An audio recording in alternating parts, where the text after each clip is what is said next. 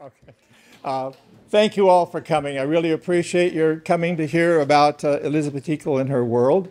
It's, I think, a phenomenal story that is just beginning to be told today, and there'll be a lot more lectures in the future about that subject on the broader scale, so you can have lots more opportunities to hear about it.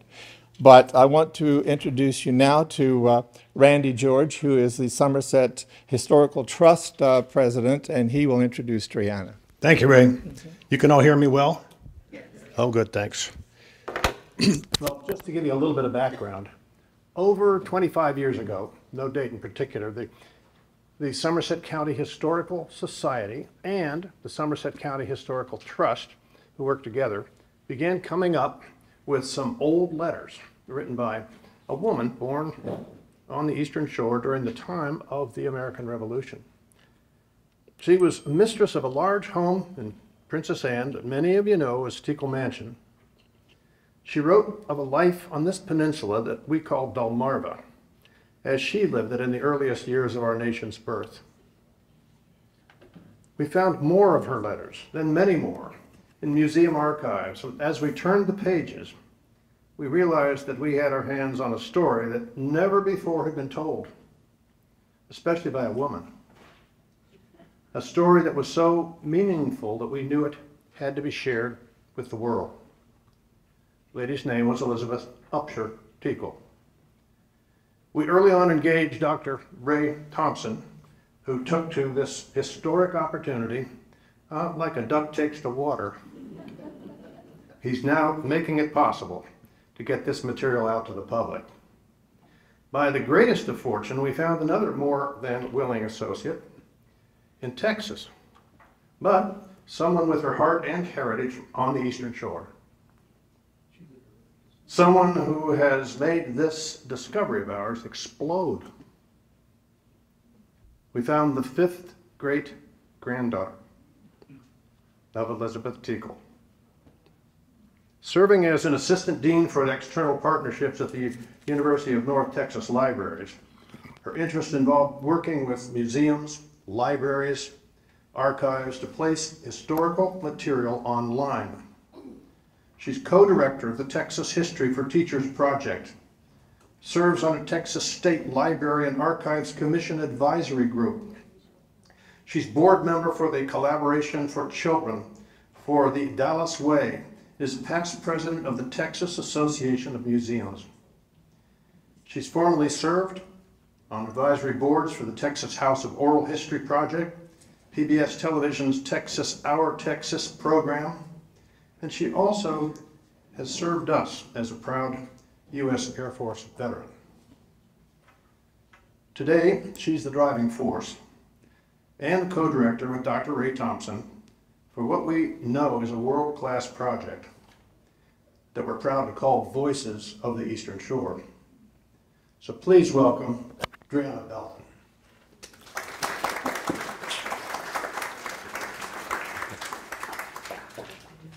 Can everyone hear me all right? Is it great? Okay, good. I'm really happy to be here today, and I thank you all for showing up to hear about our journey getting to this point in time. This has been the dream and sort of a culmination of just getting this website launched and up. That has been something that has been percolating in this area for a long time, and it's something that I've been interested in for some time as well. Ray and I working on this together, you know, we got into this and we felt like we understood the Teackles pretty well. I'd been researching them for well over a decade. And Ray also, I mean, his extensive knowledge of the Eastern Shore, he was like, I cannot believe the things that we're discovering about them. We didn't know them at all. There's so much in our heads for the past 2.5 years. We feel like we really know these folks, and there's just so much to discover. We just recently completed the first phase of the project, putting up the letters dating from 1796 to 1813, and we're now starting on the next batch of letters, and there's going to be so much more to learn and so much more history and so many more connections. It's just amazing the connections that they had across the US and in Europe and in the West Indies. So we'll talk about a little bit about that in Elizabeth. The website launched at the beginning of July, but that was the result of Ray and I working for 2.5 years. When I came on the project, Ray had transcribed about 300 typed pages of letters. And together we got well over 700 pages, and it's way beyond that at this point. So it's very exciting, and we're thrilled that it's now online and that we're just going to keep adding to it. Every few months we'll have new content because there's so much work that's in the workflow that will be coming forward in the future. Elizabeth Upshur Teackle, she was born at Warwick, and she was the daughter of Abel Upshur and Elizabeth Gort Upshur as well. And so she was born here. This is the ancestral home of the Upshur family, the oldest property that the Upshurs had here on the Eastern Shore. And she and her older sister Anne and their younger brother Arthur unfortunately were orphaned at a very young age. When Elizabeth was 7, her father Abel Upshur died. And believe it or not, his probate took over 10 years to settle. She was married a year before they finally settled the estate, and she got her part of her inheritance. And then her mother married John Upshur of Brownsville. And the children I believe, were very fond of him. There's 2 letters that we have, one from Ann Eyre and one from Elizabeth herself. They called John Upshur of Brownsville Papa and asked him for advice. And I do know that her brother Arthur thanked him for his role in helping to be part of the guardianship of the children as they were growing up, because her mother passes away when she's 11. And so those children are all orphans. And we don't know the full details of where they lived as they were growing up, but we do know some things about them. Elizabeth and her sister, Ann Upshur Eyre, were both educated a little bit in Snow Hill, but also when they were younger, and then in Philadelphia from a woman named Valeria Spencer Fullerton, and she's in the city directory as Gentlewoman. And so we do know that they must have received a very good education there, because their vocabulary is outstanding. It's just amazing the way that they use words and the depth of their knowledge about classics, about literature, about mythology, and the things that probably are a little bit more in depth that some young gentlewomen of the period would have known about. So they received a very good education there. I do know that before she married Littleton Dennis Teackle, she was living at the home of her uncle, Littleton Upshur, at Vaucluse, and she was there for some months and writing her sister Anne at Eyre Hall. So she, I think, was living with various relatives when she was not off in boarding school getting her education, and probably the same was true for Anne as well. And so in 1800, May of 1800, she marries Littleton Dennis Teackle. And Ray and I know a lot of facts about these people, and then we also have our beliefs about these people, and I will talk about 2 or 3 of the beliefs that Ray and I share, although there's no concrete proof. These are, after reading so many of these things so many times, we feel like we understand some things. But Littleton was the son of John Teackle of Kegatank, and his mother was Elizabeth Dennis of Beverly on the Pocomoke. And he was raised in a very wealthy family. We do know, I'm not sure at what point, but he and the Teackle family lived at some points in Philadelphia. As a young man, he went up to Columbia in New York City to receive his education and made some really great friendships while he was there. He was into everything, and I can tell you that it wasn't always successful. It was frequently not successful, unfortunately. But as a young man, we've got up here basically a travel journal he wrote. He took a trip from 1799 to 1800 to England and Scotland, where he was setting up banking relationships. And he was also meeting with all sorts of important people that were living in England and Scotland at the time, as well as touring factories. And my doctoral student, who wrote the biography of him, he spent weeks going over every detail of his life. He's like, my gosh, Dreanna, this man had a front seat to the Industrial Revolution, because he visited button-making factories and weaving factories, and he would describe what those factories looked like. He was astounded by the sophistication of the steam engines that he saw over there. It far surpassed what we had back here in the United States. And so those are really fascinating documents, and ones that I've been interested in for a long time. And the great news is that collection, it's 6 volumes about this size, and that's at Library of Congress, as well as another collection of letters just from Littleton Dennis Teackle and John Teackle called the Banker Collection at Library of Congress. And after talking with them and various people there for a year and a half or so, they've agreed to digitize this at no cost to us and allow us to have these images to download to put into the project at a future date. It may be 2 years out, but it's going to be fascinating how all these things tie together with the other documents that we're working with. But he went on to, he and Elizabeth marry, and they move up from Virginia to Princess Anne, Maryland, and buy a piece of property from his uncle John Dennis of Beckford, who lived, I'm sure you guys have been there and seen how close they are. You could look out the back of Teackle Mansion and see Beckford in the distance. And they were very close with the John Dennis family and his widow when John Dennis passes away in 1806. They were very integral to the Teackles' life and their social life, and they were very involved with their children, at least Elizabeth was. But anyway, Littleton goes on to be a merchant. He sets up first with his father and his uncles, some of the Dennis uncles, a mercantile house. And that gets dissolved around 1806. And he's doing a lot of trading with people in London, Liverpool, Glasgow, and then all up and down the East Coast, even New Orleans, the West Indies. We know this from the letter book. Randy has done a terrific job. There's a letter book we have of Littleton's from 1805 to 1807 in which he makes copies and extracts of his business transactions for 2 years. And that's why we have this information. And it's about 350 pages, extracts from about 600 plus letters of people he was writing all over the world. We know he was also supplying lumber to the building of the Washington Navy Yard, as well as the U.S. Capitol building. But at that time, being a merchant was a very precarious occupation. There was a lot of upheaval and maybe some immaturity in the U.S. economy. And he suffered many of the downfalls that other merchants went through, especially, there was many times that the Teackles either had a lot of money and everything was great, or they were just dirt poor and having a lot of trouble, and they were talking about having to economize. And, Elizabeth, well, I'm going to get into John Eyre and Anne Eyre in a moment, but John Eyre, not once but twice, saved the Teackles from financial disaster, truly. He was truly a great brother-in-law and was so important to the Teackles and helped them in so many ways. But his is a life, I think, of just a lot of successes and a lot of failures. And by the time he passes away in 1848, he's in Baltimore at a hotel. He has $21 to his name. He went from building a home that was 10,000 square feet to being just about broke, and also leaving his daughter pretty much in the same situation. But she was married at the time. So the Teackle Mansion, they began construction, they bought the land and began construction after 1802. And we know that when they had money, they added on to the house. The center part was built first, but the house was not complete until 1819. And so it's a 10,000 square foot house in the National Register of Historic Places. And they lived there quite a bit. Elizabeth was there most of the time. And Littleton, because of his business interests and other things he had going on, he was frequently away from the house. And she's home alone with her daughter. And sometimes with their one white housekeeper, Mrs. Nancy Harris, who lived there sometimes in the house as well.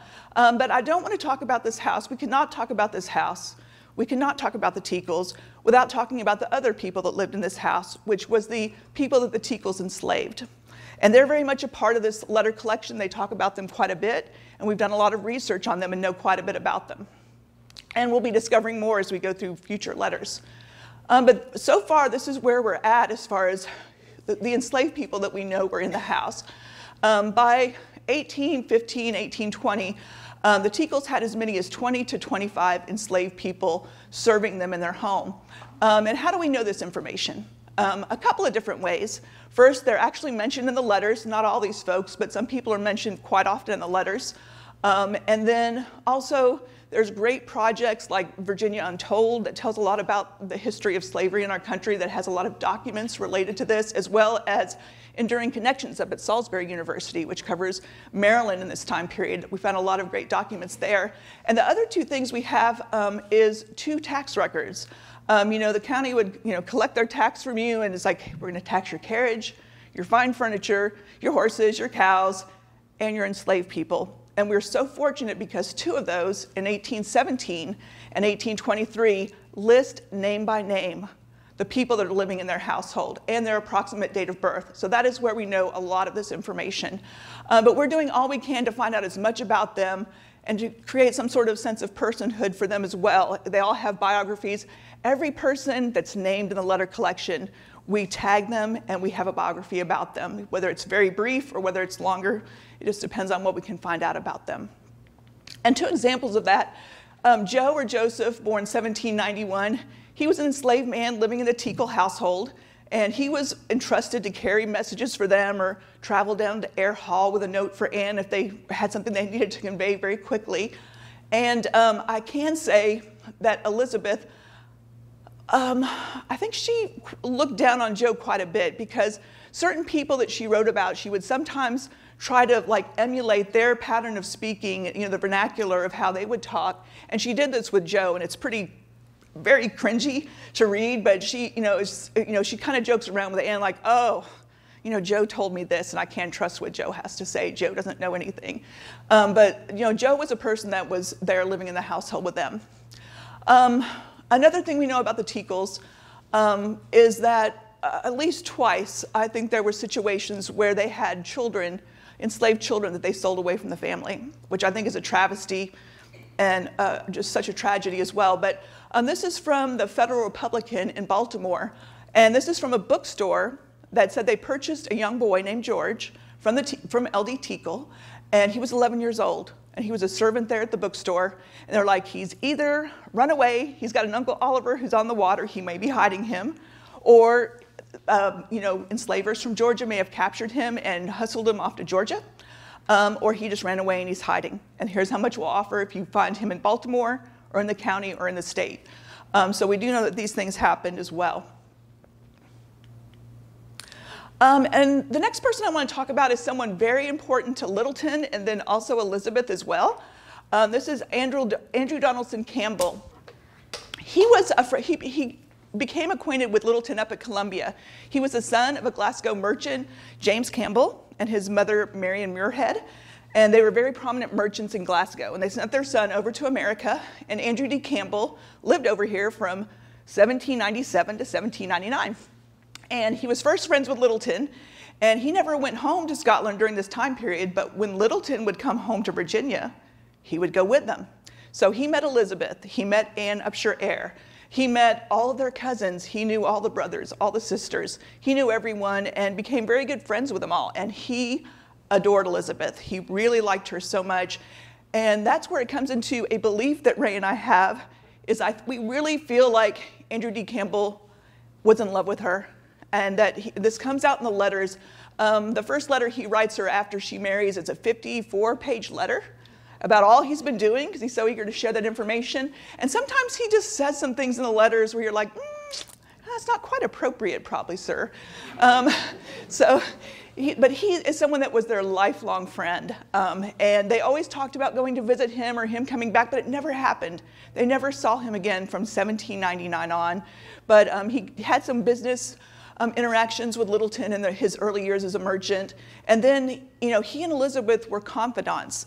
They were very close. They wrote each other about all types of things. Like, this guy, he doesn't marry until 1817. He basically tells Elizabeth, okay, I've been seeing this young lady, she's this, she's that. He's like, but he's nothing like you. She's nothing like you. I mean, when I meet someone that is of your level of a woman and all the things he liked about her, then he would think about getting married. This is his home that he built in Ashcraig in the 1820s. We know that he lived on Front Street in Glasgow, which was the street where all the merchants lived, and he had an office there and accommodations above. And his mother had been widowed, and we know he looked out for his sisters, and they had family homes in the country as well. So we hear all about that in these letters. And I wanted to point out one of this. This is not online yet, and we cannot wait to delve into it, but Elizabeth wrote a lot of poetry. And to be honest, I was kind of dreading it a little bit because I knew it'd be extremely dense. It's going to take so much research to figure out what she's talking about in these, because it's about obscure, like I'm writing about this Prussian War in 1816, and it's 10 pages. But when I went through this book and just skimmed through it, and was getting ready to go online to start the process of it getting online there, I was telling Ray, it's like, we know she's so intelligent. Like, this is another belief that Ray and I have, is that Elizabeth is much more intelligent than her husband. We feel like she's got a lot more common sense, and she's just a lot smarter than he is. So this one I loved, because it's like, why cavil, dear husband, because I'm tout bon? A Frenchman would love me, for that you will own. For once, and once I was told by a blithesome Scotch sonny, he loved me for weel because I was bonny. Can't you, as American, Frenchman, or Scot, e'en such as I am, be content with your lot? Well, she had to wonder because he was never home, right? And I got to point out one thing that was on here. Right here, this little symbol, she wrote a little footnote beneath this. And for the next 3 pages, she wrote, this was Andrew D. Campbell, who she says told her this. He told her he loved her at one point in time. And she just talks about the closeness of their friendship, how he is such a dear, dear friend to her and her husband. And I'm going to have to pull up my phone because I have another excerpt I wanted to read briefly about their friendship. And I didn't print it out, so I'm going to read it off my phone. So just the way he felt about her and the things that he would say, he's like, I must not say all that I have felt while reading your letter and thinking of you, but my heart has been very full. Morning has been very busy, and in the silent solitude of my peaceful abode, an evening of peculiar stillness. Sunday, I've retraced many of these moments which gave so much delight when passing, and which offered so much pure pleasure on reflection. He's talking about his days in Virginia. And you ask what claim you have on my regard, and every line of your letters answers that question. So he was extremely fond of her and thought so highly of her. And another instance of this where he finally what he liked about her was her realness, that he said she had an open heart, and she just was a genuine person. And both she and Anne and their cousins embraced him when he was in Virginia and were friendly to him and so kind. He just thought the world of all of them, and missed all of his friends from his time in Virginia. But anyway, one other thing that happened in 1813 is that she finally sent him one of her poems. And one of the poems that she loved best in the world was Sir Walter Scott, The Lady of the Lake. And so Ray and I, a long time ago, had read a letter where she's talking about her cousin Molly Gilmore, who lives in Baltimore, and her husband William Gilmore. And she's like, and she loves the Gilmores. She loves her cousin and William. And so she sent him her critique, a multi-page critique, and her thoughts on The Lady of the Lake and what it meant. And he thought so much of it in Baltimore that he circulated it amongst the literati in Baltimore, and they were all very impressed. Well, another thing that happened is Andrew D. Campbell back in Scotland knows another person that comes to America often, which is a guy who is Sir Francis Jeffrey. And he was the editor of the Edinburgh Review, which reviewed literature. And so he's telling Elizabeth in 1813, hey, my friend Francis Jeffrey is coming. You have to meet him, which she never did, unfortunately. A young Elizabeth got ill and she wasn't able to go where he was to meet him. And he's like, oh my gosh, and you've sent me this poem and this critique, and where have you been hiding all this talent? I had no idea that you had this much, the level of her intellectualism about it really impressed him. He's like, he may even recruit you to his core critique. And so he's even suggested that maybe if she met him, she might start writing for the Edinburgh Review, because that's what he thought of the quality of her thoughts on that particular poem. And one thing that he said that I thought was so prescient about what's happening right now is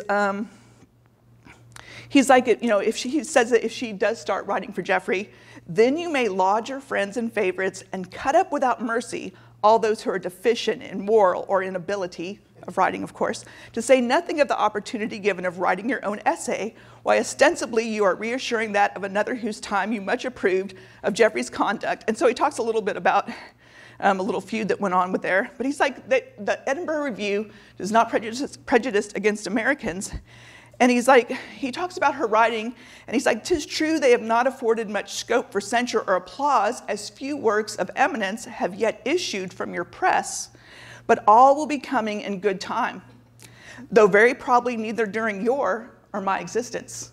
And that's true, because now all of her writing is seeing the light of day for the first time in over 200 years. And another thing she said about A.D. Campbell, because he is such a really important part of her life and her intellectual life, is she said the style of Mr. Campbell's letter is peculiar, and I may justly say peculiarly excellent. She loved the way he wrote, and he was a real character. He was hilarious. And when he marries in 1817, his wife, Janet Maria Dunlop, also starts writing Elizabeth, and she cherished their letters, and she kept them together in a special box that she treasured and really loved. And so we can't also talk about the other most important people that Elizabeth had in her life, which is John Eyre and her sister-in-law, who she was so close with. They were so devoted to each other, and Upshur Eyre. This home was so important to Elizabeth and her daughter. They spent months and months of their time there. We don't have the full details yet because we're not into those letters at this time, but I do know that after Elizabeth passes, that Elizabeth still continues to go every winter to Eyre Hall. In her day book, she writes poems from Eyre Hall, winter, 1842 or whatever it might be. So she's still visiting her uncle after her mother has passed, and her father's probably not going down there. But John Eyre, what I admire so much about him is that his will is just such an interesting read. The way that he took care of the women in his family, all of his nieces that may have been widowed or had never married, he made sure that they were all well provided for. And when he dies in 1855, Anne, his wife, had inherited the part of the Upshur estate at Warwick that included the house. And when he passes away in 1855, he gives that house back to their daughter. And she really needed it at that time because she was a widow and really struggling, and it changed her life and the life of her son, Upshur Balderstone Quimby. But we only have one letter from John Eyre in the collection. We have a lot of Annes and a lot of letters to Anne. They are talking all the time. But this letter from John Eyre is so adorable. He basically, Anne Upshur Eyre had broken her leg, and she was very nearby at her uncle's, Colonel Custis Kendall's, and her aunt Susanna Gore Kendall. And so she's staying at the house, just sort of like, happened in like Sense and Sensibility. Somebody's laid up and, you're just waiting for your beau to show up and kind of court you a little bit. But he wrote a letter just saying, oh, we're so concerned for Anne. Is she fine? Can we bring books? What can we bring to entertain her? How can we help her? So it was a really nice letter. And in 1829, Elizabeth writes on the letter, this was the first sign we had that John Eyre had begun to care about Anne. So that was the first time that they thought that they were going to be a couple and be something. And so there's so many things they talked about. One of the things that Anne Upshur Eyre and Elizabeth talked about was gardening. And they did this as well as Eleanor Dennis over at Beckford. She also was like, hey, tell Anne she needs to send me these seeds. They were always talking about seeds and young, nursing plants they had been nursing, and they exchanged plants and all types of things. And there's many mentions of gardening in the letters.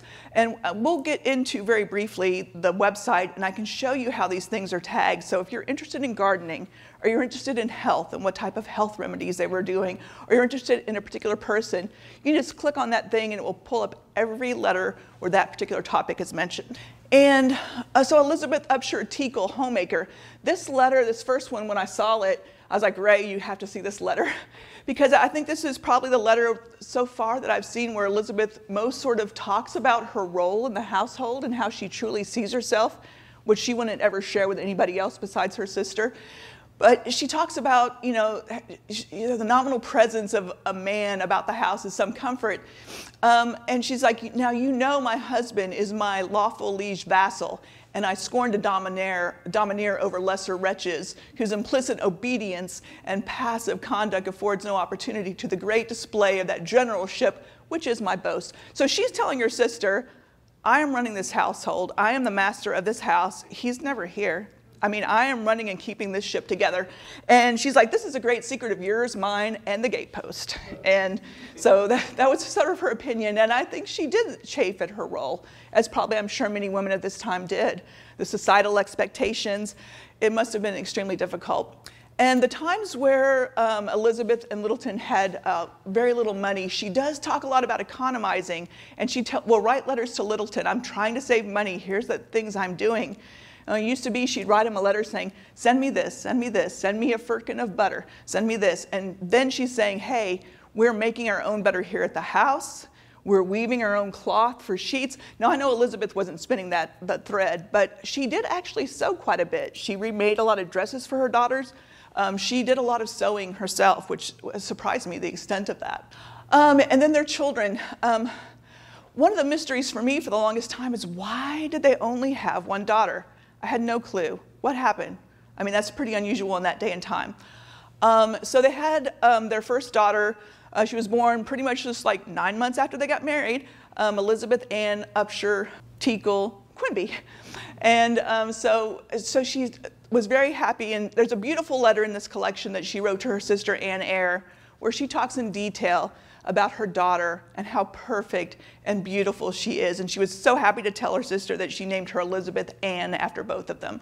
So that was really nice. But what we see in the letters, at least 6 letters she mentions this, is that she had a lot of miscarriages over the years. She had a stillbirth in 1805 that was really traumatic and was written about quite a bit by different family members, how tough it was. John Teackle, Littleton's father, and his wife Elizabeth were at the house with her when it happened. They stayed with her for 2 or 3 weeks, and then Littleton's mother stayed with her, and John Teackle had to go off and take care of some business, so he left. But he wrote a letter to Charles Nickel Banker, his son-in-law, in Philadelphia, saying, "Oh my gosh, we've been staying at the house with Elizabeth, and it's terrible." But what I thought was just so heartbreaking is, Anne is writing her she's written her 3 letters, and she's chastising her and saying, why, sometimes they would get, "Why haven't I heard from you? I'm worried about you." So we have a couple of those letters. She's like, "I've seen your 3 letters, and, and she's just saying, oh gosh, this was the worst one.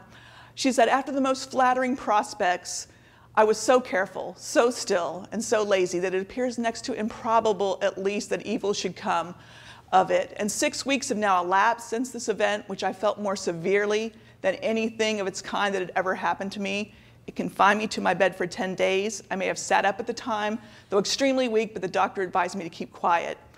And then she says at the bottom here, "If so, I've had the pleasure and advantage of both my habitual choice and of yours too, for the ague and the fever I have had in high style, just as I was recovering from my 14th laying in." She's been married 11 years, and she has had 12 miscarriages, 12 in 11 years, in addition to a birth and a stillbirth. I can't even imagine the trauma that you would have from something like that. She had a really, how did she keep her spirits up? It must have been so hard at times, especially as your husband's not even around or home when you're going through these things. And she would write to Littleton, it's mentioned, "Oh gosh, I had my usual mishap. I thought things were going fine, but it didn't," and that's mentioned many times. And I want to talk about her as a matchmaker. She was really interested in romance. I know one of the things that Andrew D. Campbell wrote to her later in her life, he was contemplating his own marriage prospects, if he would ever exit bachelorhood and marry someone. And he's like, "But I'm not like you, Elizabeth." He called her Eliza. "I'm not like you, Eliza.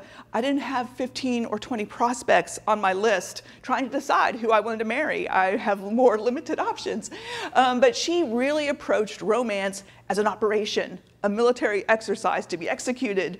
And this is one that was unsuccessful, but Littleton Dennis Teackle's youngest sister was Esther Hetty Maria Fisher Teackle, and she was the youngest Teackle daughter in the John Teackle household. And we don't have many letters between her and Elizabeth, but we do know from the ones we have is that Elizabeth said, "You're one of my most faithful correspondents." They wrote each other quite a bit and were close. And so this is another one I got to pull up. The gentleman on the right is John Sargent of, I believe Baltimore, maybe Philadelphia. I can't recall off the top of my head, but he was a very wealthy individual and quite desirable as a bachelor. And I got to read you what she wrote about this because I thought it was so funny. And so she's talking to Hetty, and she says, "And you have really commenced your operations on Mr. Sargent. Well, to do you justice, and justice among robes is a proverb, you are a most notable girl, and very considerate withal, and I do not doubt of seeing you married one of these odd-come-shortlies, which, as you say, will be a great relief to your family.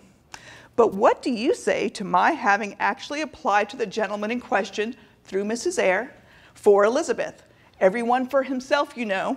As much as I have your interests at heart, yes, I have bona fide written to my sister on the strength of your inviting description of his wealth, style, etc., to beg him to wait just a little while for my daughter.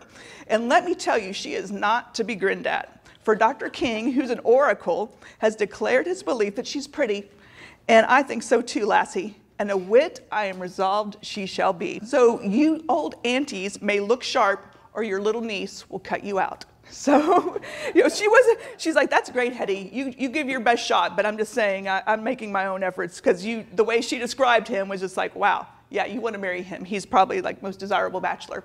Another matchmaking episode is her first cousin, who was born at Vaucluse, Abel Parker Upshur, and she was very close to all of her cousins in this family because she lived there for months at a time. And Abel's a little bit younger than her. I mean, a little younger than her, but they still talk quite a bit. And he took a really major interest in a young lady just across the little tiny valley at Beckford, one of Nellie Dennis's children, Elizabeth Dennis, over at that house. And so he graduated from law school and was practicing law in Richmond. And they wrote a lot of letters strategizing. And she basically was like, hey, you need to step it up. You can't wait for the perfect time where you think you have enough money and you have enough of everything to ask her. She's ready. She wants to, by the time they finally get married, she's 23, Elizabeth Dennis, but they do marry. And Abel Parker Upshur went up to be, in his future life, a judge, as well as Secretary of the Navy in the Tyler administration, and also Secretary of State under the Tyler administration. And I can tell you in Texas, at the time, he was very well looked upon because he was instrumental in Texas getting annexed to the United States as a state. So that was a successful matchmaking that she assisted with. And the biography of him that's written in like 1964, the guy who wrote that, the historian, describes their correspondence about this marriage as Elizabeth being such a strategist in her way of like, it's a military operation, she's going to make sure her cousin marries this young lady and it all works out. But it was a tragedy though, because they marry, and very shortly after Elizabeth Dennis Upshur becomes pregnant, and he's practicing law in Richmond, and he's rushing home when she goes into labor, but she dies, the baby dies. As it so often happened back in those days, giving birth was a very precarious and treacherous event that might not always work out. And so they all passed away. And then just 3 months later, his brother John Custis Upshur marries Lucy Parker, and she dies within 10 days of them getting married, and his brother commits suicide. So he had a lot of major deaths in his family within just 4 months. And we're not into these letters yet, but I know that Elizabeth and Anne Eyre talked a lot about what a hard time he was going through, and he would come visit them, and they would talk about his state of mind. He went through very much a dark journey of the soul through all this experience, because it was such a horrific thing to live through. We do have just one Revolutionary War letter in here, but I did want to mention it. A young lady who actually never married, she was a spinster, but she was part of the Cunningham family of merchants in Philadelphia.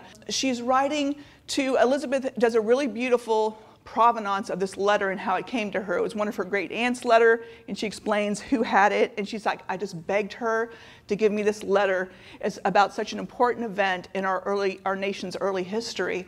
And so it's talking about the British taking Philadelphia and how terrible that was.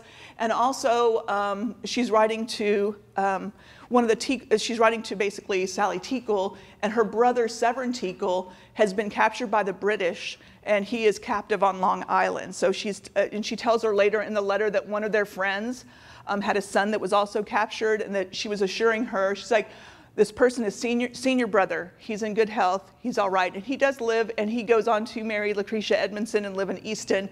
And their daughters become a very important part of Elizabeth and Anne's life, because they spent a lot of time at Eyre Hall and a lot of time also at the Teackle Mansion. This incident with him being a prisoner of war is also mentioned in the George Washington papers. But Mr. Webster, wrote to George Washington, and he's listing off, he said, we've had 60 officers captured that are prisoners of the British. And he names Major Joyne, Captain Plunkett, and Lieutenant Teackle. And in the letters, they did research and identified this as Severin Teackle, the same one that's living in Easton. Another thing interesting, this Andrew D. Campbell in Scotland, this guy was such an adventurer, just such a great spirit. And so during the War of 1812, he and Elizabeth disagreed on the positions of the British and the American perspective on the War of 1812. And so before he gets into this part, he's like, how dared you write me what you did about the War of 1812? But he's saying what she's writing him is vexing him, but he's like, you will not suppose that I consider your countrymen less able or less willing to support the honor of their flag than mine, but it did grieve me much that my countrymen with experience, so much superior to yours, which I'm sure rubbed a little bit, in naval tactics should even have been so constantly overcome, even by inferior force of ships, of guns, and of men. The lessons given us may, however, do us much good. We were too confident of superiority, too proud to our equals, and too haughty to our inferiors. And then he said, we're not going to speak about this again, because many times with politics you have to agree to disagree.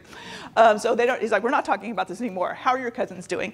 So they do that, but at the end of, we're not get there yet. One thing I wanted to bring up, one thing that was really interesting is, during the War of 1812, the British encouraged, enslaved African Americans to run away, and either to fight for them, or if they were women and children, they would ship them up to a colony in Nova Scotia or in the West Indies, and they would be free.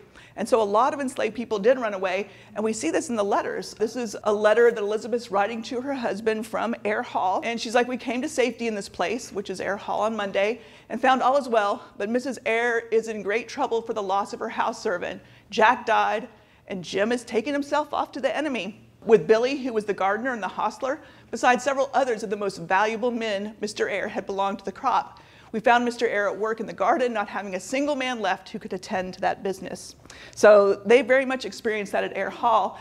And in 1827, John Ayr files a property claim against the British government under the Treaty of Ghent. And we find out that Jim is not just Jim, but his name is Jim Sutton.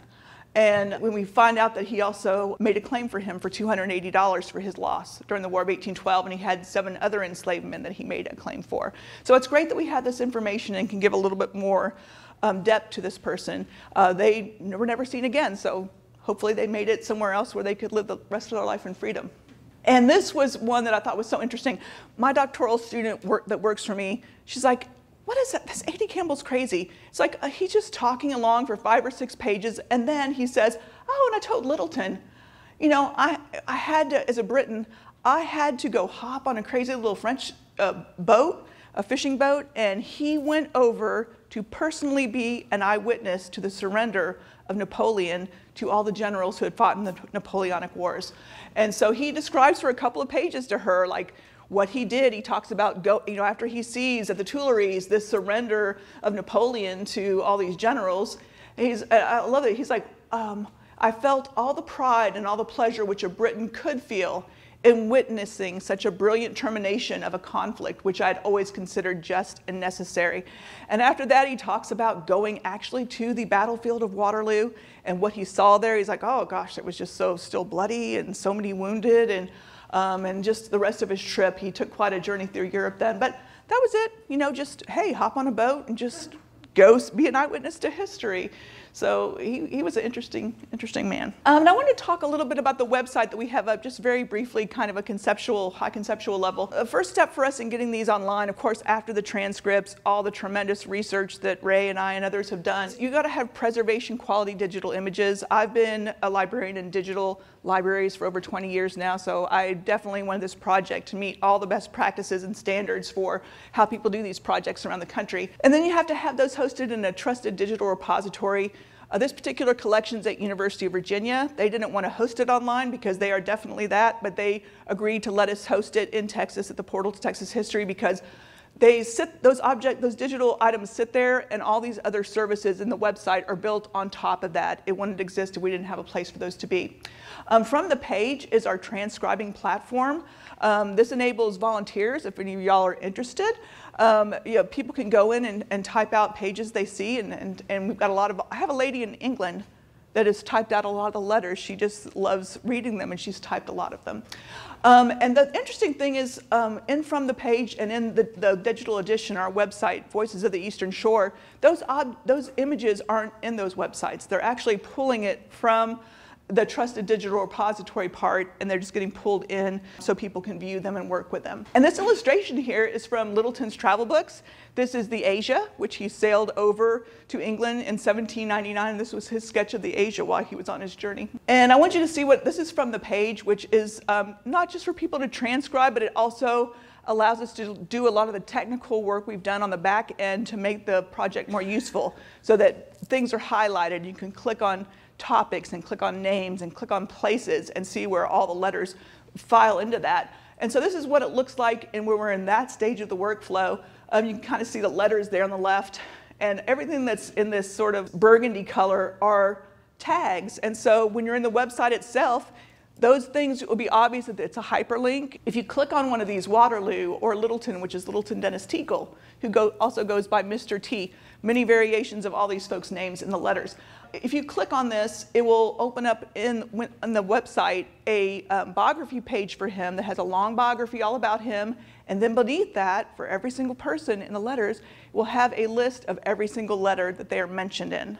Every single one. So you can just look in every letter. And I'll show you that in a minute, but it's a really great way to go through these. This is kind of what that looks like on the back end. You don't see that, but this is just a tag that is telling the whole infrastructure that, hey, when you see this, it's going to have to resolve to Littleton Dennis Teackle's landing page on the website. And that's me and Ray at Teackle Mansion about 1.5 years ago. We spent a great day with Bryce Stump. It was really a special day. I had to include that. And I want to talk about just some other folks that have been working on the project. Because it is such a technological project, Ray and I have done thousands and, I don't know, literally thousands of volunteer hours doing this project, but we have some people that we do pay, students, and they've been instrumental. We wouldn't be where we were today without them. There's so much work in taking those digital images and preparing them to go online and describing them and creating records for them, and then doing all the research and all the writing. When we launched the website, we had, I think, 350 named individuals that we had done research on, and they either had a very long biography. Some of them are, the one that's on John Eyre is probably 3,000 words, and we're working to add more of those, but every person has at least a sentence or two about them. Maybe it's longer if we know more about them, and we hope to expand those, but I think we had 20,000 words of short biographies, and I think 12,000 words of long biographies. It was just a lot. Bryce Paramore and Connor Recitar, and they do a lot of the heavy lifting with tagging these letters because it's a little bit more sophisticated than our general volunteer could probably handle, and they are really great at that. And then I've had 2 doctoral research assistants, William Kelly at the University of Nebraska. With the end of our grant this past July, he's no longer with us. And Kat Williams is a doctoral student at UNT, and she's still working with us and writing biographies right now as we speak, actually, and she's probably messaged me on our work chat, is asking me a question or two. I just want to show this very briefly, but this is the website for the Voices of the Eastern Shore. The URL's been at the bottom of all the slides previously, but basically you can search here for any word in the documents and you can look for them that way. But I want to point out the subjects, which are broken into 8 categories. We've got these different categories. And 2 of the most important ones are people and places, because we tag places. Like if someone says, oh, I just went to Cambridge, we'll tag Cambridge. So you can actually click on the town of Cambridge and see every letter that mentions that somebody was writing from or going through or talking about what happened in Cambridge. But the people, this is a really interesting way to get into it. You can just click in. I'm just going to show you some things. So we've got all the different people. It's a growing list. We're into the next set of letters, and Ray and I are going through the letter book of Littleton's business transactions, and there's so many more people to research. We'll be adding, it's going to be hundreds of people, probably thousands of people that will be listed here eventually. But John Eyre, this is one that we have a longer bio for, and basically it's just, you could, if you want to open this up, you can read all about, William Kelly's excellent research about John Eyre. But if you look at the shorter version of it, let me get down at the bottom here. This is all the letters that he is mentioned in. So, and he's mentioned in every letter, because how's Mr. E doing? How's Mr. Eyre? How's John? She called him Brother John, Cousin John sometimes. So it's just interesting how this all plays out. But it's really great. It's a good way to get into various people that are in these letters. So there's just so many folks that are in there. But I hope you'll go and explore. if not today or some other time when you have a moment on your computer or your iPad or on your phone. You can also access it on your phone. I do that quite often. But what questions do you guys have? I'm glad to answer those for you. She's asking, where did I say Elizabeth, where was Elizabeth educated at? 2 places that we know of for sure, and one of them is in Snow Hill. There was a reverend's wife, and she's eventually a widow, Miss Elizabeth Ross, and so she has a letter from her mother while she's in Snow Hill with an aunt and uncle handy that lived there, and so she's talking about how hard it is for them to be separated, but that's a nice letter. And then every time Elizabeth or Anne are in Philadelphia, they always ask the other one, how is Mrs. Fullerton? How, in the Air Hall book, which is so excellent, also talks about their time there at her home, learning and getting a really great education. So that's how we know.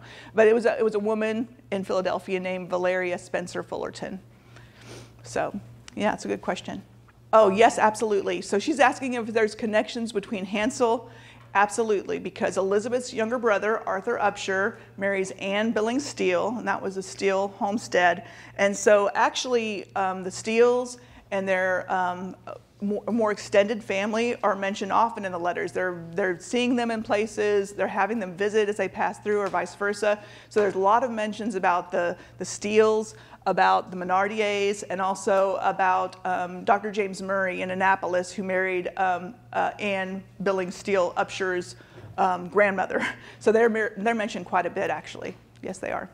Yes. I think all the enslaved people, he's asking him, were there problematic issues around slavery? Slavery is terrible, one of the original sins of our country. So, I mean, it's problematic in that way alone. But they did have problems with their enslaved folks. I don't think there was any sense. He asked if they were sensing like the coming of the Civil War.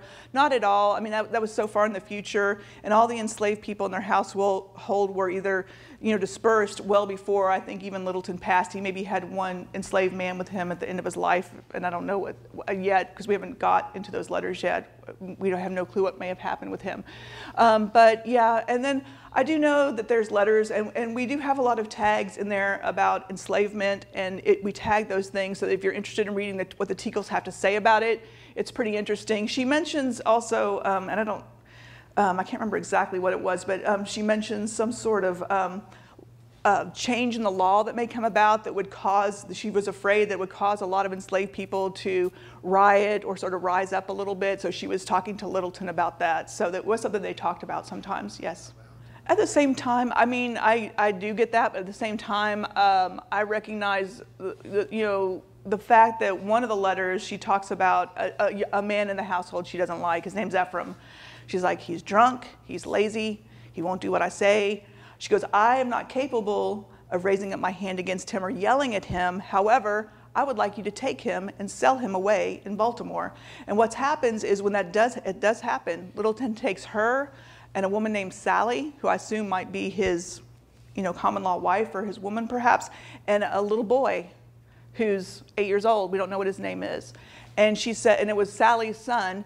And she's like, well, I've told them, here's what they're good at, so you can tell people that might purchase them. She goes, but I've promised Sally that we wouldn't sell them away to enslavers or to the South, so please do not do that. I gave my word.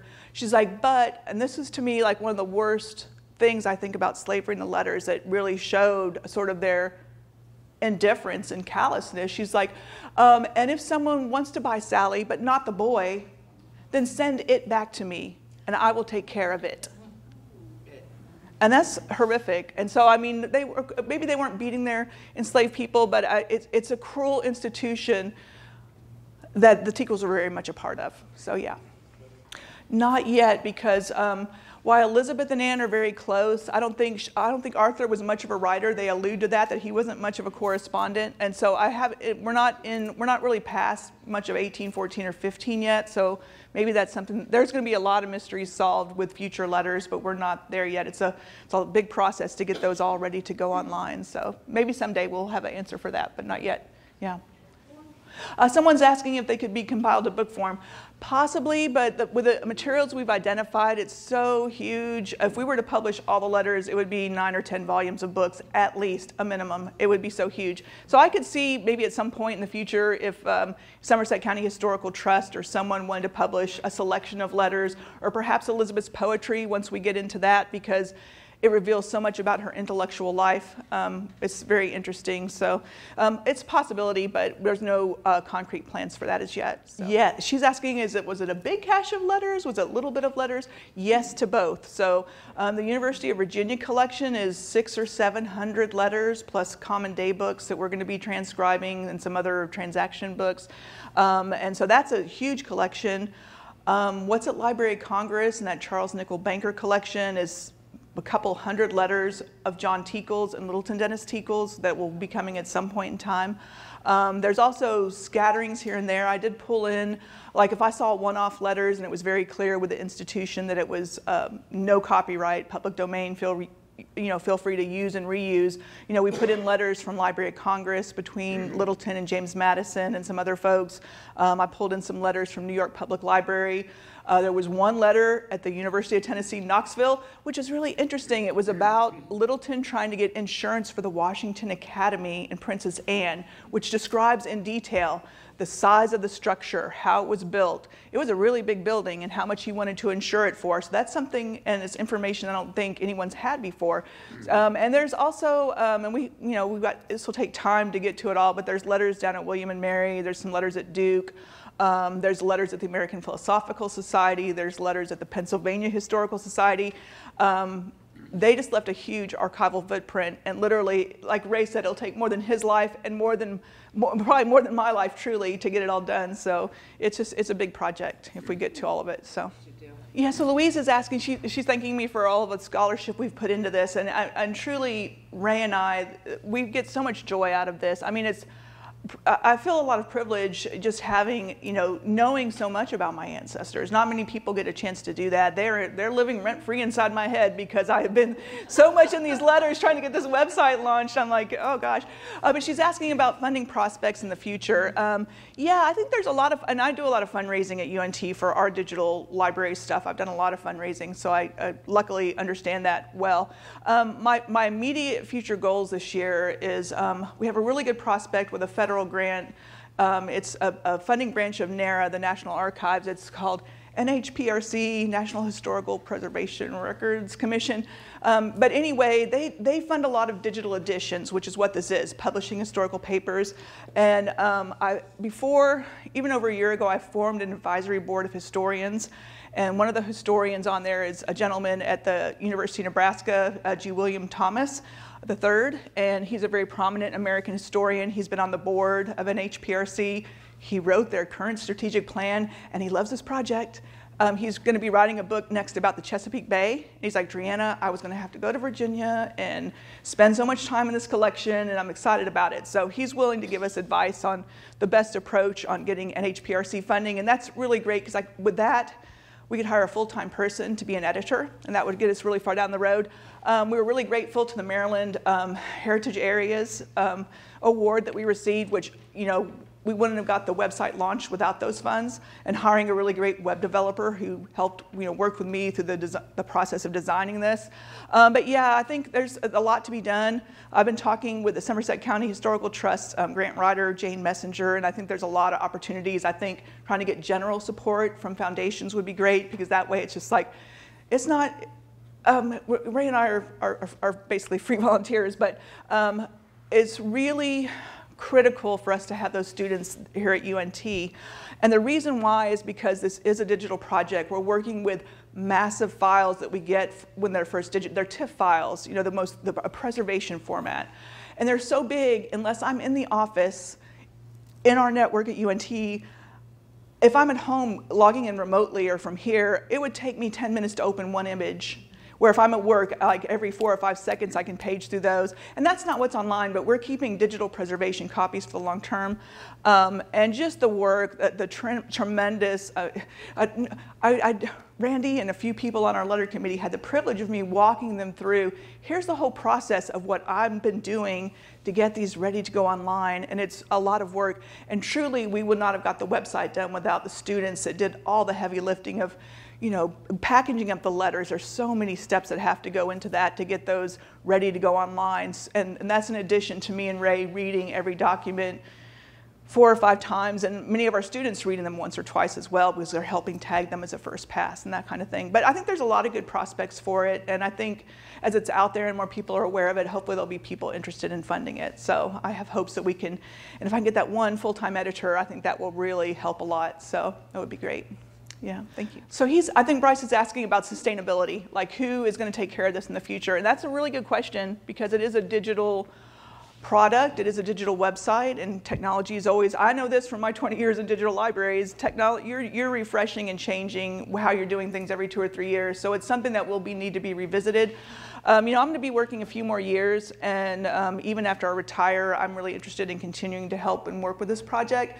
But for me, I've been thinking about this as well. It's like, I need to find a young faculty member who's very interested in this project, a historian, that wants to take over the reins and so that's something I'm thinking in the back of my mind all the time, like who could come along and be the next person to kind of really make sure things keep moving and things are going online.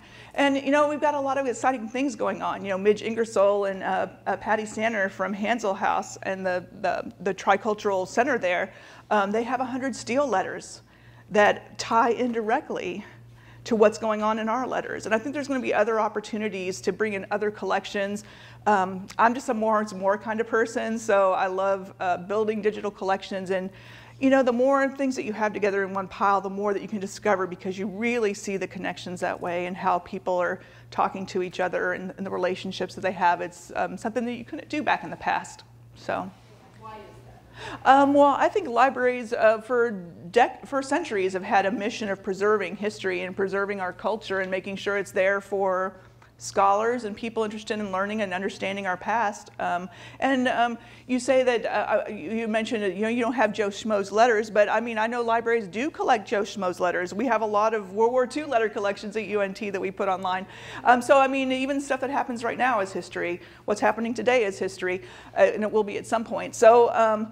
I think that you know, the reason Library of Congress, I know that the travel journals, I believe, were donated to them. They have documents about their annual reports, and I've seen the documentation for when they received it and sort of the provenance on that. And the Charles Nicholl Banker collection, they purchased that, I think, in the 1930s. Because Charles Nicholl Banker, Littleton's brother-in-law and John Teackle's son-in-law, whom he loved, he wrote letters to Charles Nicholl Banker, and he would say, "I am your father, John Teackle," because he adored that man.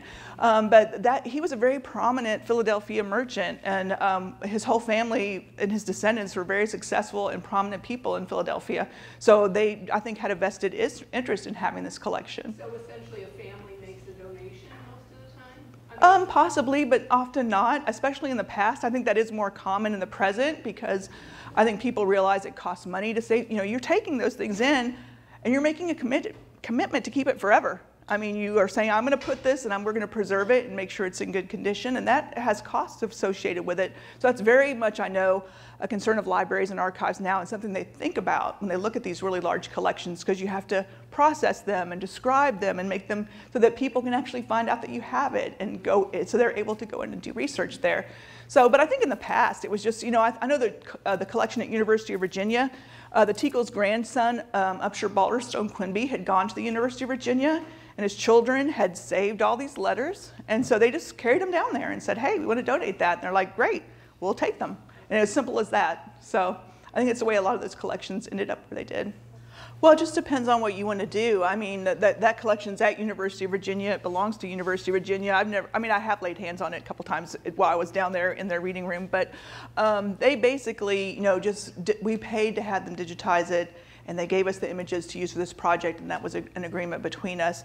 As far as people like, you know, your house, I mean, you guys are really more about, you know, working with your community, and so you're not set up to be an archive. So that's something for you to decide. Should those letters? You want to be a repository. Yeah, yeah.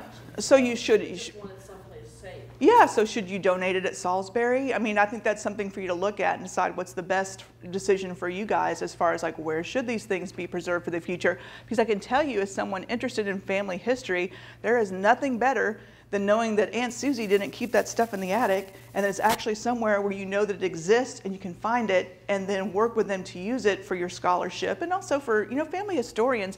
These kind of projects, I know from my work with the Portal to Texas History, which is massive, a third of our users are genealogists. They're interested in their family history. They want to find, you know, grandpa in the newspapers. So I think there will be a big segment of our audience that wants to use it for that type of reason. So, yeah. Yeah, so she's saying, are we sure that all those miscarriages were actually Littletons? He would go away. He'd be gone for 3 or 4 months, and then he'd be back home for 2 months, and then he'd be gone for a month, and he'd be back home. So he was home, you know, during the year. I wasn't questioning they were his. Oh, yeah. I'm saying Wasn't? the stress of it. Oh, absolutely. Yes. Oh my gosh. Yeah, it's quite possible. And you know, back then they had so little understanding of what was actually going on. I mean, it could have been, you know, Rh negative. I've thought about these kind of things. Was she Rh negative and he was positive?